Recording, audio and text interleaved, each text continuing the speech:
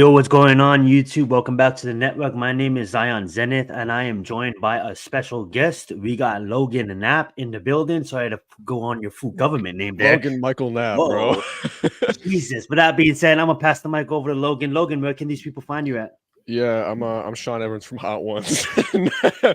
Nah, I mean, you can follow me. What's my Twitter? LGEEZY Knapp, KNAPP. LGEEZY on Twitter. I mean, on YouTube. I don't upload much, but I mean, y'all can follow me there. I'm just here for fun, basically. I love it. I love it. His link to his YouTube is down in the description below. So make sure you guys go check out his channel. And then once again, if you guys can hit that subscribe button, hit that like button, turn the notification bell on for you guys never miss a video. That being said, let's get into it. Big Blue Crew UFC 306 previews. Boy, did we got a banger this weekend. You know, UFC is actually going to be in the sphere for the first time forever. Some alien shit, bro. Absolutely. This might be a one and done. So they might never go back. Word on the street, Logan, is the UFC spent $20 million on this event. 20 million? That's it? Alone. Yeah. What do you think about that? 20 million. I thought it would have been way more than 20 million, actually, to be honest. I mean, I know it probably would have been a little bit more if we got the fight that we were expecting, but obviously that was postponed. We can get into that another time. It doesn't really matter. But I mean, 20 million is a lot of money. Dana probably smuggled it from the Saudis. I mean, yeah, well, speaking of the Saudis, they actually are the sponsor of this event. Of fucking course. Yeah. So, you know, did we talk to the Saudis? Absolutely. Yeah. And we had season Noche, so UFC celebrating the Mexican independence on Mexican Independence Day. That being said, without further ado, let's get into it. So, guys, we're gonna wrap it up with the main card. We're gonna move into the main card, but what we're gonna do is we're just gonna preview the undercard, and then as soon as we're done with that, we'll sure get into the main card. Yeah. That being said, the fight starts. There's only 10 fights on this card, guys.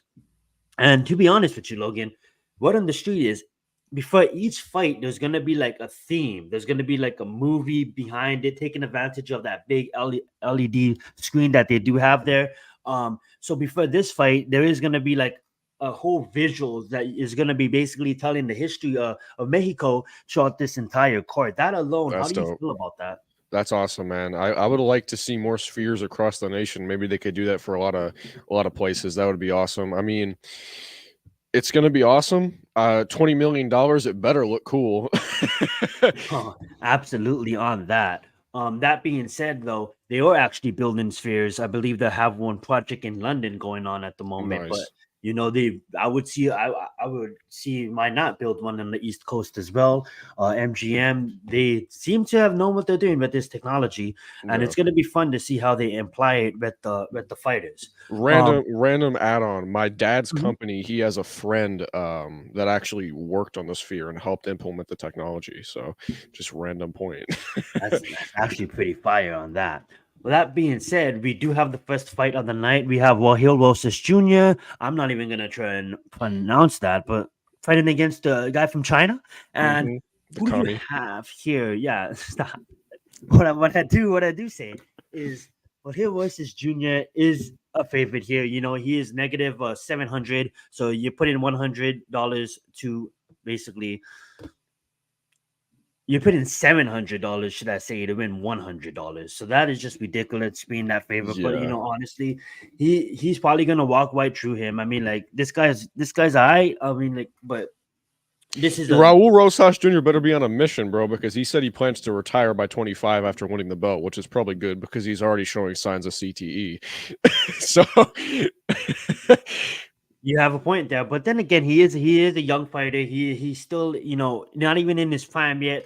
Still has a lot to prove, and I do think that this is a good matchup for him because this is a step up in competition, but then you're still a minus 700 favorite. So how much is this a step up in competition, right? So that being said, we are going to probably take Wahil Rosas Jr. there. Yep. This is going to be a banger one, Logan. We got Edgar Chavez versus Joshua Van. Joshua Van is known as a striker, is known as a guy that is going to come in, that's going to be in your face, that is going to strike you. But then when he goes against elite strikers that can outstrike him, he gets hurt, he gets damaged, and he did just get knocked out early in his last fight. And he's fighting a guy with Edgar Chavez that is a scrapper. This is a love letter to Mexico from the UFC, from Dana White, and Edgar Chavez is an experienced veteran in the game. If I had money on this fight, I'm gonna lead more on Edgar because of the fact that I see my experience. I see a guy that is not hesitated to strike, that can throw vicious combinations, but also when the fight does go in the ground, that's why I believe he does have the advantage against Van. And you know, in the day, some of the fights all start standing, but then fights work their way to the ground. As far as this fight goes, are you leaning more on the veteran, or are you leaning more on the young up and comer in Joshua Van that has shown that has knockout power? I mean, if I'm being a homer and taking the underdog, because that's usually what I want to do, I'll go with Josh Van. But just based on experience and the fact that, I mean, this is the UFC, this isn't boxing. There's obviously a lot more elements to the game, and being a veteran, I mean, it just goes for any sport. If we're being honest, being that veteran presence that is more knowledgeable about the sport, I mean, it's either going to go one of two ways. Either you're going to be an old head that gets your ass beat, or you're actually going to prove yourself and take another step up by beating up one of these up and coming guys. And to be honest, I think Edgar will win this because he's just more experienced. He's a better grappler. I mean, he's not as good of a striker, but there's obviously more elements to MMA than just striking. So I'm going to go with Edgar. Absolutely. I love it. And then we got this cutie and Yazmin versus Souza, should I say. That being said, man, I'm going to ride with Mexico again. I think you the same way anymore, bro. Souza doesn't have like any I don't see any path to victory here, especially, you know, with this being a love letter to Mexico. I do believe that the Mexico's fighters is gonna have more of an edge, more of a momentum, should I say. I mean, like, Will Roches Jr. is American, but he is fighting for his country. You know, Edgar Chavez, if he comes out and if he stops Van, that's just gonna push the momentum up to Yazmin. And Yazmin is all around a beast, whether it be striking, whether it be grappling, whether it be up against the cage. She is a beast, and I don't think Ketlen has what it takes to take Yazmin out, especially on this day, in this fighting court, in this fighting arena. I don't think Ketlen has a chance. My money's on Yazmin all day, every day in this one. 100 out of 100 times, I'm picking Yazmin. Or should I say 100 out of 90? Because, you know, MMA, anything is possible. What do you got in this one? I mean, just to be completely honest with the viewers, I'm not that knowledgeable on this matchup, so I'm just going to go with you. I'll take Yazmin over the dude that looks like Julian Newman. That's that's what I'll take. Oh, right. This is another banger. We got Manuel Torres versus Bahamondes. I mean, like, man, these names. These names sound like drinks, bro. No. I got Manuel all day, every day. I just think he's a better all-around fighter. I think he's a better striker, better. Obviously, I would probably say when it comes to the ground, obviously, I got Torres in that one too. And like Logan, yes, these fighters or fighters that I did watch, but you know, but there's so much fighters in the UFC that, you know, sometimes I feel like previewing these undercards, if I don't do as much research, I don't want to just come out here and talk out of my ass. So I appreciate Logan for literally laying the groundworks, but overall, in general, this just looks like the last fight. I honestly have Mexico coming in, and like I got Torres all day, every day. I'll take Manuel Torres as well. I think you got Torres here. And this is going to be a fun one, too, because we got Dumont versus Irene Aldana. Now, Irene Aldana is the veteran here. She is the one that has been fighting in the division for a really long time. We have the up-and-comer that is proving herself, but proving herself against names that is not really the greatest. But, you know, she's an up-and-comer. She is riding a win streak. She is really legit in certain areas. Obviously, she lost against Macy in the split. But, you know, she does dominate certain fighters. But who? Who are these fighters she's dominating? Not the greatest. Jermaine, when's the last time we've seen Jermaine look good? Colarosa, okay, that's a good one. But Wolf, what? You know, but then when we go to the veteran is pretty experienced here, and that's why she is the veteran. So this is really a pick 'em for me. If I really had a gun to my head, I'm probably gonna choose.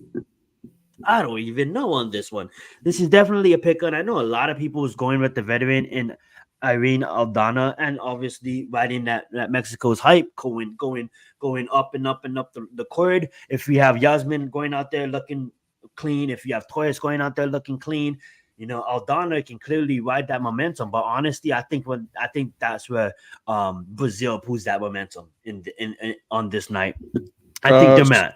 I'm taking their man on this one. Go right ahead, Logan. Screw it. I'm gonna stick to my gut. I'm gonna take the veteran. Give me Irene Aldana. Oh, nice. You're gonna take a lean. All right, guys. So yeah, so that brings us to the main card. Like, I know, guys, $5,000 tickets, you're only gonna get 10 fights. But that being said, they claim that it's gonna be an experience. They claim that they're gonna have great movies. Something that real tickets did actually drop because obviously they need to sell the event out. But yeah, starting with the ticket prices, when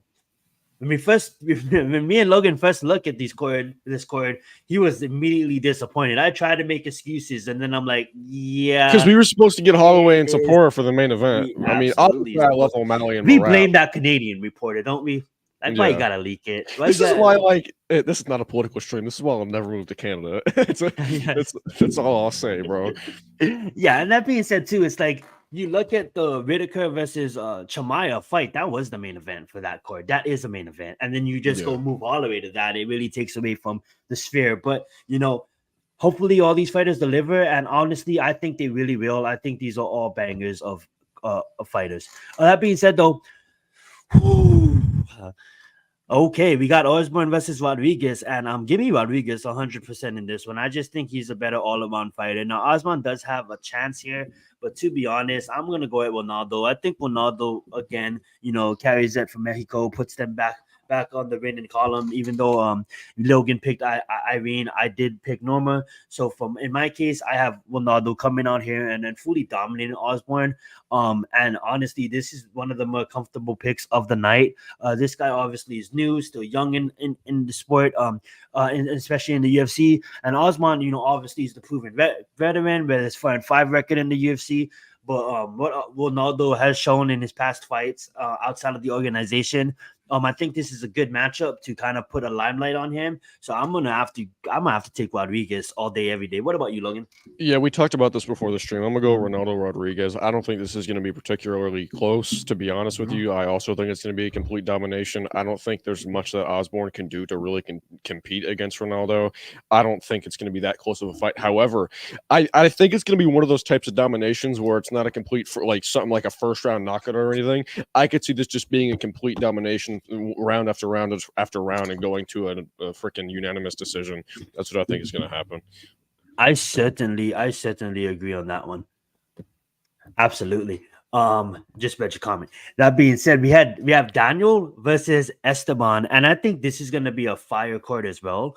A firefight as well. A lot of people is leaning more on Daniel, but don't sleep on Esteban. This guy is really vicious. He's coming in from I believe of that country, Pakistan.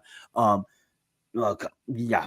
Anyhow, that being said, Daniel is a monster. He can strike. He can check that flag for me. I believe that is where Shakawa is from as well.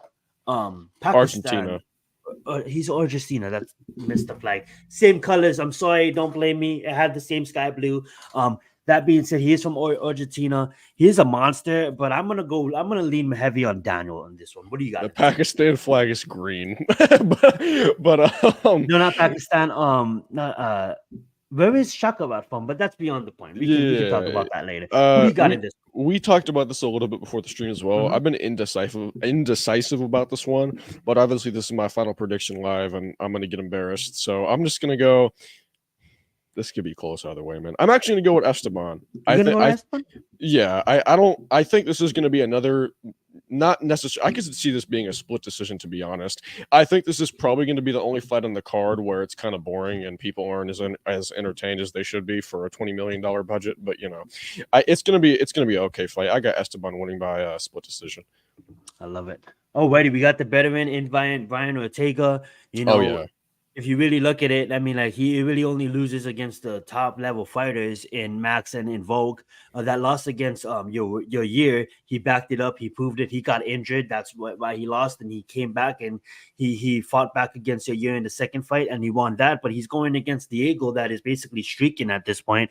He is the jiu-jitsu coach of the champion Alexa Grasso. He is the BJJ coach of the respected gym that they fight out of. And he is really I don't see a scenario, as much as I respect Brian Ortega and I don't want to overlook Brian Ortega, but I don't see a scenario where this fight goes to the ground and Diego Lopes doesn't end up on top. And when it comes to the fighting, the only thing that Brian Ortega really got is if Diego does get reckless and does get tired. If you look at his last fight, the guy literally had to cut weight and then fight at 145 and then boost himself up to 155 and then get Dan Ige because that opponent dropped out. So Dan Ige took the fight on a 4-hour notice and he was fighting at 160. So it's almost like that. I believe that plagued his energy in that last fight. And if you really look at Diego Lopes and what he brings to the table, he's exciting. He's on I believe a 3 or 4 fight win streak. He's going to be in Brian Ortega's face. He's going to be pressuring Brian Ortega. He's going to be pushing the action to Brian Ortega. And is Brian Ortega the same Brian Ortega that we know? I mean, like, yes, he did look good against your year, but it's not like your year is any younger than he's not getting younger. So this is going against a young killer. Some what people say is the future of the division. And is a young up and comer that is really putting his work on the UFC. With gun to my head, I'm taking Diego Lopes. What about you? Yeah, I haven't even talked to you about this, and we talk on the phone a lot, but Diego Lopes is one of my top 5 favorite fighters. So call me biased, I don't care. I'm going with Diego Lopes all the way. Like you were saying, the dude's an absolute killer. He's going to bring the heat to Brian Ortega. I don't think Ortega is going to be able to handle it. Give me Diego Lopes with a 3rd round TKO. Absolutely love it. Alrighty, and then I think the train continues. I think Valentina was a great champ, one of the most respected flyweight champs of all time, the best flyweight champ of all time, and going down in history. Let's see how Alexa's career ends up. Shout out to Young Jacek. She absolutely is a legend herself. But I honestly think that Valentina is at the end of her career. I think she's still going to go out there and she's still going to fight. But keep in mind, she is 36. And you have a young champion in Alexa that not only is she easy on the eye, but man, she can scrap and she makes her fighting look really beautiful to watch. And she has the backing of a whole country and she loves her country and she's going to represent for her country. And I honestly think we see a one-sided fight here. As much as I respect Valentina, she's not in her prime and Alexa just entered her prime. I have Alexa Grasso in a clear one-sided fight here. What do you got? Yeah, I already said this backstage again. I'm going Alexa all the way, and I don't think it's going to be particularly close, just like the other fight we were talking about. Give me Alexa Grasso with a 2nd round knockout. Absolutely love it. You got it knocking her out. And then we got Sean O'Malley versus Merab Dvalishvili, whatever his damn last name is. I mean, like, same thing. I mean, like, when you go against a striker that is as potent as Sean O'Malley with his footwork, with his angles he takes. The dude is a sniper. Yeah, Merab, this is technically a bad matchup for him. A lot of people look at Merab and saying, "Oh, this is actually a good matchup," but no, Sean. No, it's not. I think Sterling was a harder matchup for Sean, and I think I think Merab's pressure is what's going to get Merab caught. I think. Yes, he has the stamina. Yes, he has all the things in the world, but I honestly think you can't do that against a prolific sniper like Sean O'Malley that is just literally one shot dead. And don't look at the Cheeto Vito. Cheeto nobody can knock out this mofo. This guy has a chin. There's certain people like him, like Max Holloway, that just has a chin, okay? He took a knee to the dome and looked at Sean and laughed, okay? Merab, we've seen him hurt against lesser fighters. I don't even think Merab has fought someone with Sean O'Malley's level of striking. And for that reason alone, I know Logan is cooking up a good bet for you guys. So, Logan, who do you guys got? Yeah, 100%. I look at this matchup the same way I looked at Israel Adesanya and Dricus du Plessis, but in the exact wrong way. What I mean by that is DDP could afford to let loose and be risky and go in and do what Merab is going to want to do to Sean O'Malley, because O'Malley and Izzy are similar in the way that they're both snipers and some of the best strikers in the history of the sport. But DDP could afford to do that because he got that dog in him. He can afford to take some licks and get in there, and obviously he finished him with a 4th round submission. I don't think Merab has that dog in him the same way Dricus du Plessis does, and I think Sean O'Malley, this is my lock of the week, I'm telling y'all right now, I think it's plus 1,300 if I'm not mistaken. Oh, you definitely can go check it out. Let's go put some damn money. Sean O'Malley 2nd round knockout. It's going to end similar. Oh my gosh, it's going to end similar to how he knocked out Aljamain Sterling, the exact same way. Telling you all right now, he is absolutely going to destroy Merab in the 2nd round knockout all the way. So yeah, right now it doesn't look like I can, on this website in particular, on my bookie, it doesn't look like I can take Sean O'Malley in the 2nd by knockout. I can take Sean O'Malley by knockout. Absolutely. If you share your screen and if you guys bet on maybe Caesars or maybe a DraftKings, you definitely you definitely can see that Logan's pick of the week is plus over 1,000. Sean O'Malley's second round knockout. If you called the round, if you called the fight, you definitely can get paid. And this is where we get into our part of the picks of the week, gang. Logan's pulling up his screen, but before he pulls up his screen, I'm going to share my pick of the week. This is the free pick, as you've seen in the thumbnail above us when you clicked on this video. Pick of the week. We got the main event. What I'm going to do, guys, is I'm just going to take all the fighters to win straight up in the 3 last fights. This is easy can make you 3 times your money. I wouldn't say easy because Brian Ortega still kind of scares me a bit. He's a master at what he does on the ground. But like I said, I think Diego Lopes is just entering his prime and coming in with the spirit of his country. Not that Brian Ortega is not Mexican, but that being said, I am gonna take Lopes. And then I'm just going to take Alexa Grasso straight up. Now, you can take Alexa Grasso if you want to get tricky. You can take Alexa Grasso by KO. You can take Alexa Grasso by submission. But I'm going to actually take Alexa Grasso straight up at 141.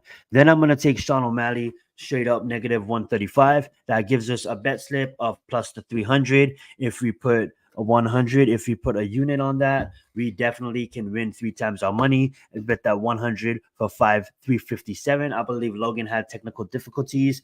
We was trying to sort it off. He made it through the entire show besides this part, so that's all good. See if you can come back. If not, it's all good, Logan. We appreciate you stopping by for the whole show and making it through. Obviously, this is the very end, and like I said, gang, Logan's pick was Sean O'Malley in the second round by knockout. So if you guys want to follow us, you guys more than happy to. If you put a unit, Diego Lopes, Alexa Grasso, Sean O'Malley, that unit will win you 357. And I don't have the odds right now for Sean O'Malley's second round knockout, but if you want to go look on your respective betting sites, you can probably find that there. It is over 1,000, as Logan said.